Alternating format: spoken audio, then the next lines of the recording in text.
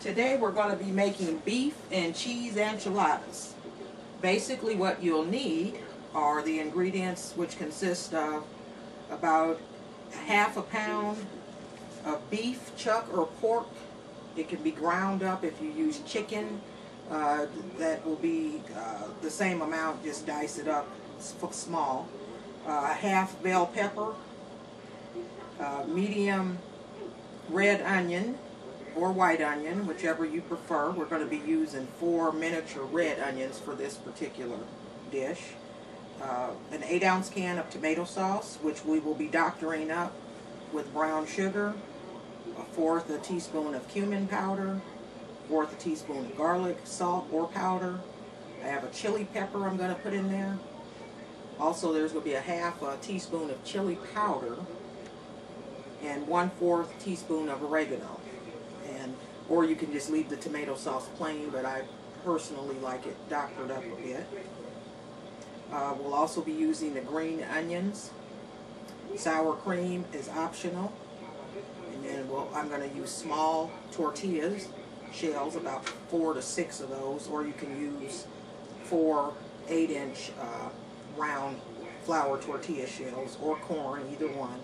I'm also going to be adding corn into this dish, into the meat, and also into the enchilada tomato-based sauce.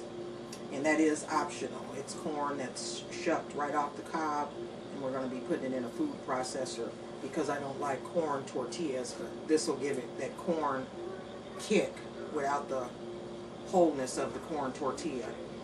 Also, for the cheese, we're going to be using about 4 ounces of any type of cheese you want.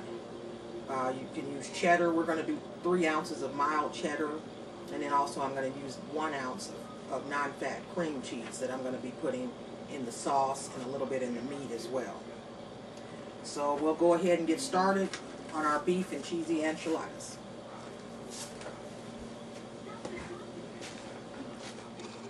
Okay, here we have our ingredients. Everything is nice, freshly cut and ready to go. We've got our corn, our tomato sauce, green onions, about a 1/2 or about 1/4 of bell pepper. It's actually about a 1/2 because it's pretty wide.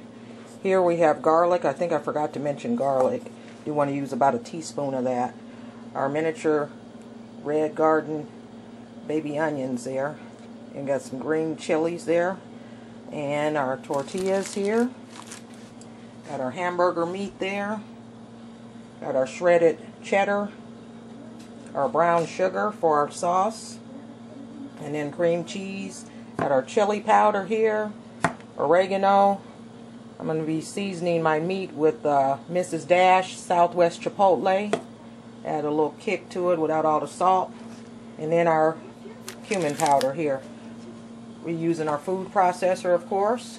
And then here's brown sugar. When you put your brown sugar up, make sure you try to keep as much air out of it as you can. Otherwise, you're going to have rocks when you go to use it again. And to get that hardness out, all you do is put it in the microwave for about 20 or 30 seconds. It usually will soften up. But it's an unnecessary step if you keep it. I just put a rubber band around ours. And it usually stays nice and moist. And I keep it in the pantry. Okay, first of all, what we're going to do is put our bell pepper in our food processor. Put our onions in there. All of them in there. And then our garlic. That in there. And then we're also going to put our corn in there.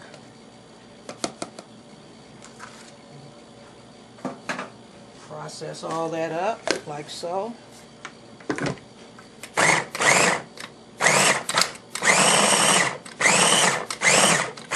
Make sure everything is chopped up nicely. If you use a processor, it does save a lot of your cooking time. Okay, or not, or preparation time, I should say.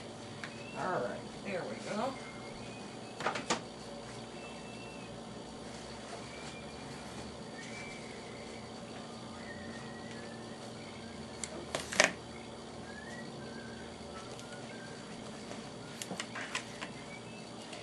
Basically, that's how this looks.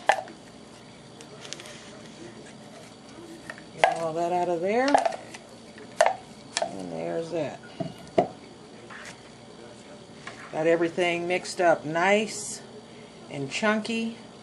It'll be good to go in those enchiladas, and then we're going to season our meat with that too. We're also going to put some of that in our sauce. Okay, so what we're going to do is go ahead and get our ground beef in there. And like I say, you could use whatever type of meat you want for this. So we're going to get that beef in there. That's what I choose to use. And I think I want to go ahead and add some of our bell peppers, corn, onion, and garlic in that meat to give it nice, good flavor.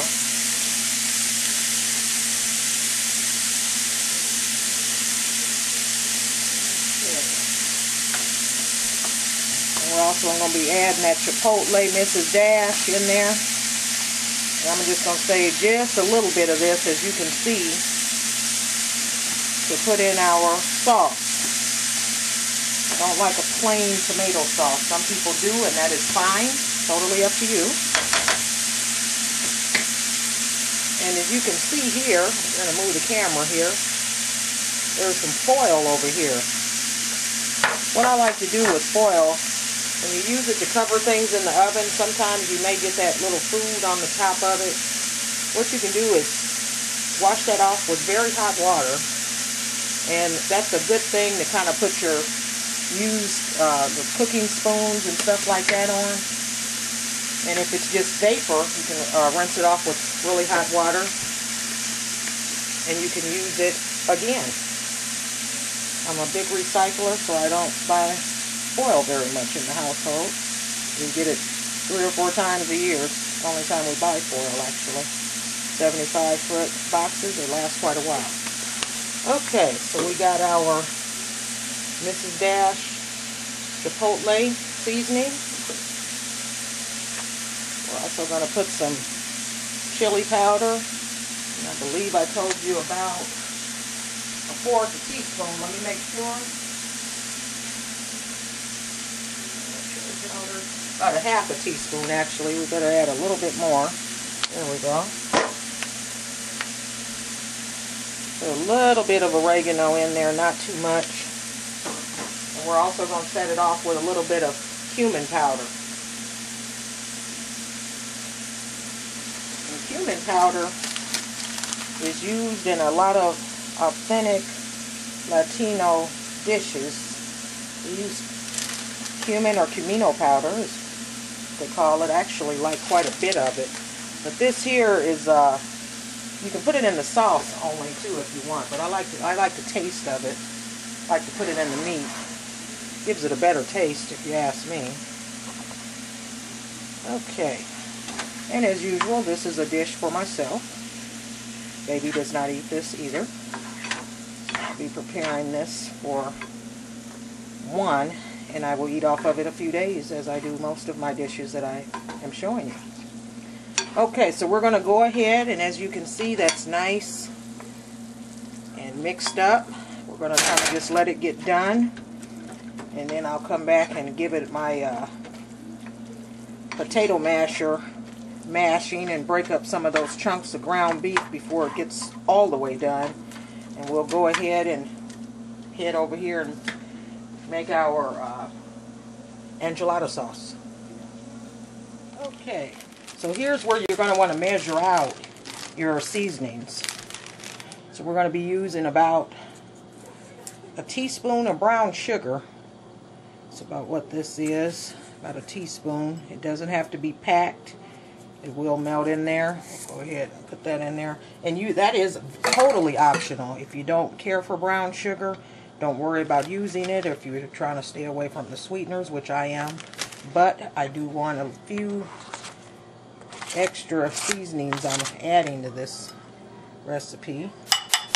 Okay, so we'll go ahead and then I put the rest of my onion, garlic, chili peppers are in there, and bell pepper. I put that in there as well. And let's see, our Camino powder. You only want to use about 1/4 a teaspoon, and I can pretty much estimate this as being such. It's about 1/4 right there. And I don't want to go too much overboard on that because there is some of that in the meat. Also, there's cream cheese. You just kind of break that up and put it in there. And then next I'm just going to be adding some oregano to that. And for the oregano, it's about 1/4 teaspoon. Actually, I have a oregano basil mix, so that's fine. It's just to help it flavor it up a little bit. Plain tomato sauce is really not all that tasty, if you ask me, but some people like it, which is fine. Okay, chili powder. And the sauce, we're going to go with about 1/4 of a teaspoon since I added some in that meat. And chili powder has a bit of Camino powder in it also. So you really don't want to go overboard on that. You can easily do that with a pot of chili too, and it doesn't make for the best chili. Then also we're going to add some shredded cheese in this, and I'm just going to put a little bit in there.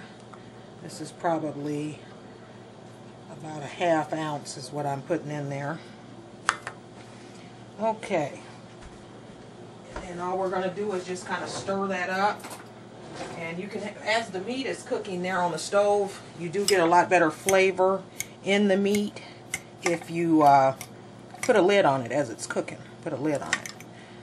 Okay, so here's our sauce there. As you can see, it's mixed up pretty good.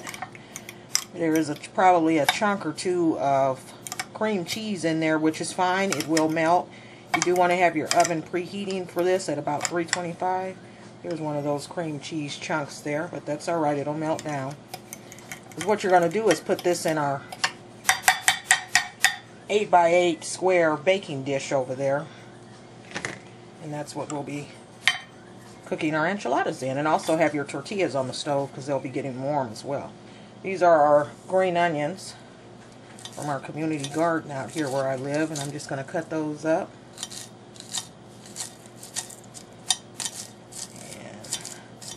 That'll go on our enchiladas. Okay, so we got some of those in there. What the heck, we can add some, even add some of that to our sauce. Can't really go wrong with the enchilada on the flavoring as long as you don't overdo the chili powder or the Camino. Everything else, good to go. Okay, so we got our onions there. And those are going to be topped off as a garnish, and a tasty one at that at the end. So see you back in a few minutes. We'll see what's going on with the meat and get these babies ready to go into the oven.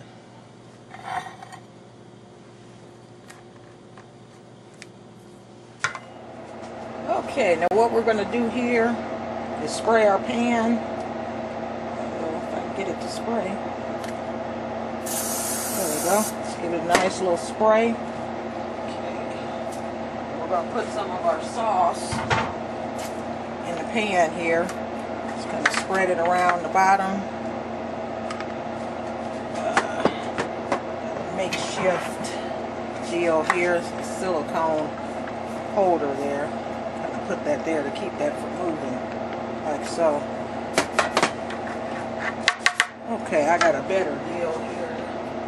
Take that, we'll put that sauce in there like that.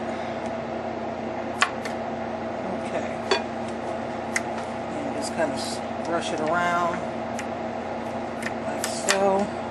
And like I say, I'm only making as many as this will let me make, so hopefully I'm hoping 4 to 6. Got 2 servings on there.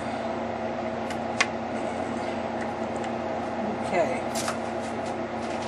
And I'll have nutritional information for you there in a minute. Okay. So we got that ready. We're going to take our tortillas there. These were the ones I had used when I made the tortillas, beef tortilla bake a few weeks back. Okay, what we're going to want to do, is put in that much filling. don't want to overfill these. A lot of people think an enchilada should taste like taco meat. You notice I didn't use any taco seasoning. You can if you want. At this point would be the time to do it, because it will give it a different taste. Authentic enchiladas are not made with using taco seasoning though, by the way. Okay. Go ahead and put these in there and just roll these babies up like so. Seam side down. We're losing some filling over there. Seam side down. Get another one on there.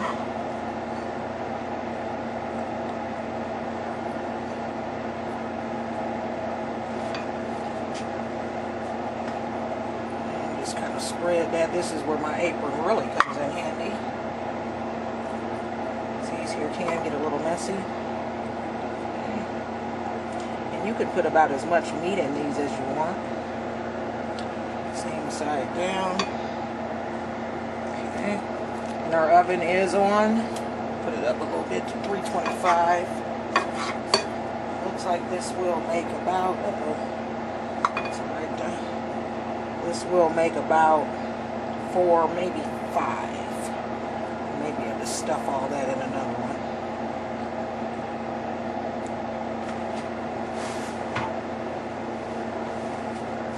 Okay.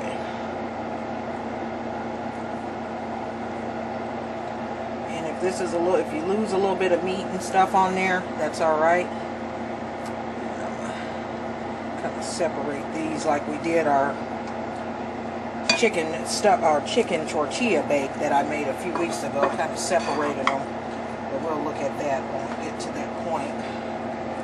Okay, here's the last one here. I am going to kind of get all this meat in there. Yeah, it's still kind of hot, but I'm kind of used to burning myself in the kitchen here and there. It doesn't really bother me, but burn yourself too bad, you do want to put some water, cold water on it immediately. Okay. There's that one there, and you can see those are nice and full. I don't mess around putting half. That's why I used 8.2, 8.3 ounces of meat, because I don't mess around with half, you know, putting it's a whole shell with no meat in it. I love meat, as I told you in one of my videos on the carnivore. Okay. This is how those should look. Yeah. You have a little meat fall out, but that's all right. Okay, and then what we'll do is go ahead and put the rest of the sauce over those. If you want to leave a little bit of the edges exposed, you can, but it can cause some crispiness from time to time. Okay. And this is a silicone grilling brush or whatever, multi-purpose brush, whatever you want to use it for. But as you can see, I'm getting that sauce down in the edges of the pan, making sure sauce is over each particular tortilla. Like I say, if you leave edges exposed like that, look for those to be very crispy. They'll usually just break off. I personally don't like that, but to each his own. Always use your own judgment, your own vibe when you cook. This is just basically a kind of showing you how I do it type of thing. This is based off of a very simple recipe, but the recipe didn't offer much flavor, so I kind of added some things to it, which I mentioned earlier. Some of the additions were the green chilies, the cream cheese, brown sugar, doctoring up that tomato sauce. I'm all about flavor. I don't like just plain sauce. If that's the case, I can just pour it right out of the can. I like it a little better than that. I like to go a step above in most of the things that I do, generally. Okay.